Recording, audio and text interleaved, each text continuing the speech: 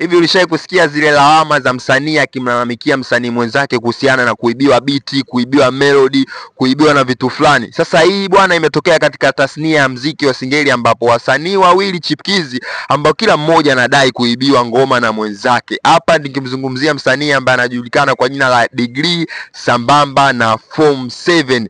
Tumpe muda kidogo tumsikilize Degree ngoma yake ambayo inajulikana kwa jina la Sorry. Tumsikilize. Okay, mapenzi nilikosa, maumivu kanipa, kama shida ni pesa ungesema mbona mimi ningesitafuta. Woni ukunipa, umeniacha kwa pressure, umenifanya nichukie mapenzi. Basi sawa tu, hai tu, nikikusalimia itikia baby how are you. Mtaratibu tabibu, umenikimbia, umeniachia nyingi adhabu. Basi sawa tu, hai tu, nikikusalimia itikia baby how are you. Baada ya kumsikiliza msanii huyu, tumpe muda naye tumsikilize Form 7 ngoma yake ambayo inajulikana kwa jina la Mapenzi.